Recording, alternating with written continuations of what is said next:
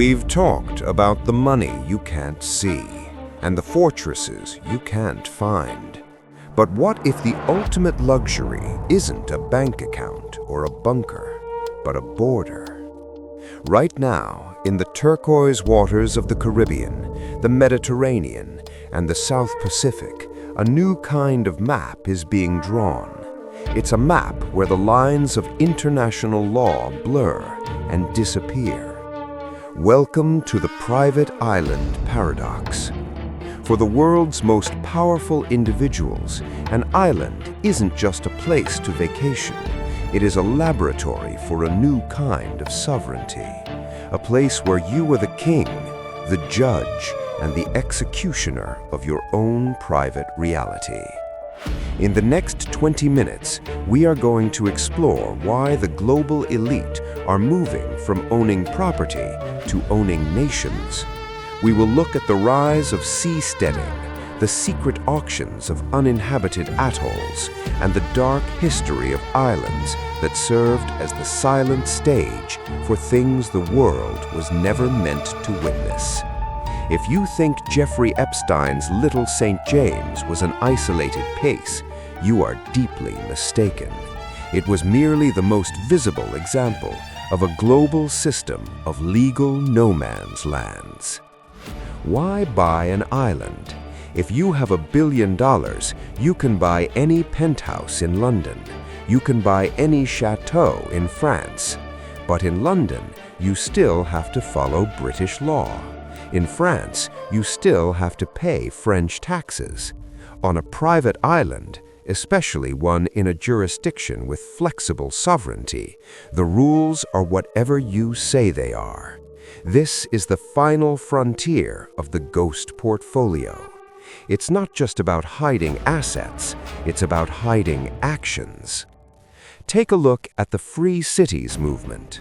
Tech billionaires are currently negotiating with small, cash-strapped nations in Central America and Africa to create special economic zones. These are essentially private islands on land. They have their own police forces, their own courts, and their own immigration policies. They are designed to be startup societies, places where regulations on biotechnology, AI, and finance simply don't exist. But when you remove the regulations, you also remove the protections. You create a space where the owner of the land has absolute power over everyone on it. But let's go back to the water. The market for private islands has exploded since 2024. It's no longer just about celebrities wanting privacy from the paparazzi. It's about risk mitigation. If a global pandemic hits, or if a major nation faces a violent revolution, an island with its own desalination plant, solar array, and high-speed satellite internet becomes the most valuable asset in existence. It is a bunker that breathes. Consider the case of Lanai in Hawaii.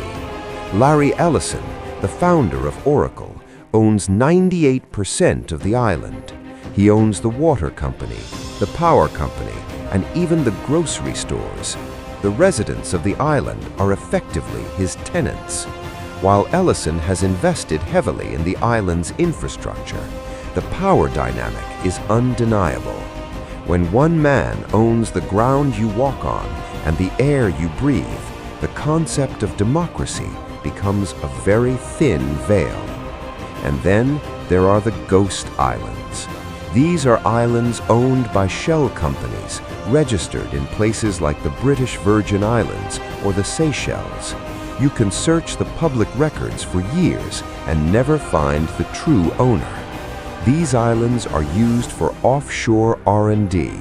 We are talking about medical research that would be illegal in any developed nation, or the testing of high-frequency trading algorithms that could crash a stock market in minutes. If a laboratory is 10 miles out at sea in international waters, who is going to serve a search warrant? Who is going to check the waste disposal? The private island paradox is this. The more connected our world becomes through technology, the more the elite feel the need to disconnect physically.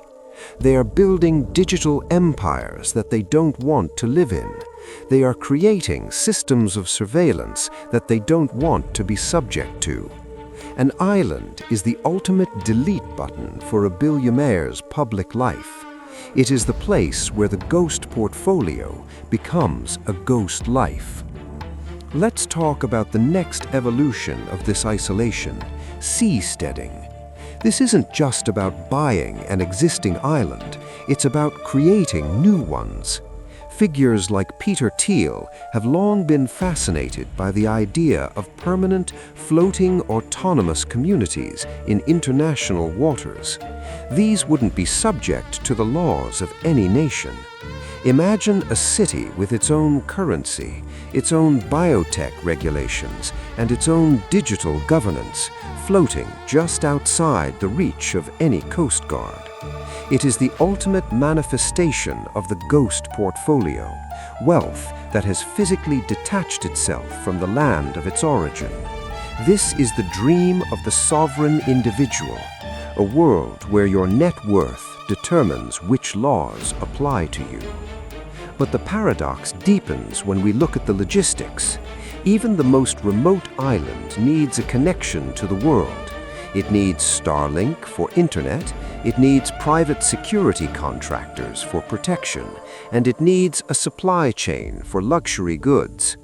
This creates a strange, invisible web of dependency. The elite are trying to leave the system while using the system's most advanced tools to stay comfortable. They are like astronauts on a space station, floating in a vacuum, but entirely dependent on the life support provided by the very civilization they claim to have outgrown. And what happens in these dead zones? When there is no public oversight, no independent press, and no police force that isn't on the payroll, the potential for darkness is absolute. We've seen hints of it in the past, in the offshore tax havens, in the private estates of the super-rich.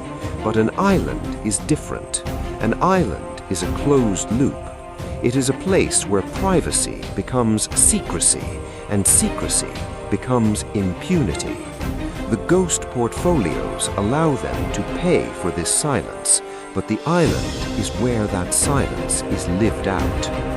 We are seeing a shift in the global power structure. Power used to be about controlling territory and people.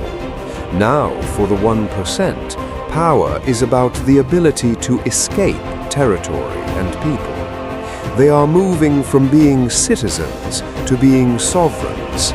They are creating a network of high-tech city-states that are connected to each other but disconnected from the rest of us. If you are on the inside, you have access to the future. If you are on the outside, you are just a data point to be harvested. The private island paradox is a warning. It tells us that the social contract is being rewritten in secret, on private beaches and in offshore laboratories. While we argue about politics and taxes, the people who actually move the world are building a world of their own. They are leaving the visible economy for the hidden one.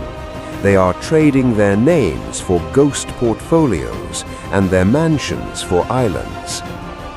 As we conclude this investigation into the three pillars of the modern elite, invisible wealth, underground bunkers, and private sovereignty, the picture becomes clear. There is a massive, coordinated withdrawal happening. They are securing their assets, they are securing their lives, and they are securing their freedom from the laws of the masses. The world is being divided into those who are tracked and those who are ghosts. Why does this matter to you? Because the resources being used to build these islands and bunkers come from the world we all share. The labor, the technology, the capital, it all originates here. But the benefits are being sequestered away. We are witnessing the privatization of the future. Information is the only bridge left between these two worlds. As long as we can see what they are doing, as long as we can map their ghost portfolios and track their sovereign islands, they aren't truly gone. They still exist in the light of our scrutiny. But the moment we stop looking, the moment we stop questioning why certain names disappear from the lists and certain islands appear on the maps, that is the moment they truly become untouchable. The elite have already made their choice. They have decided that the world we built together is no longer worth saving for them. They are moving on to the shadows, to the depths, and to the sea. They have their escape pods ready. They have their ghost portfolios funded, and they have their islands waiting.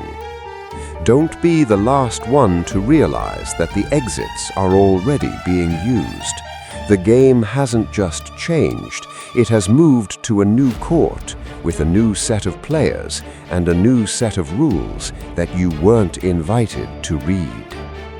I am the rich and the hidden. This was the final chapter of our weekly investigation. Keep your eyes on the horizon, watch the movement of the capital, and never, ever stop looking for the truth in the places they tell you not to look. The world is deeper than it seems, and the most important stories are the ones they've spent trillions trying to hide. Until next week, stay vigilant.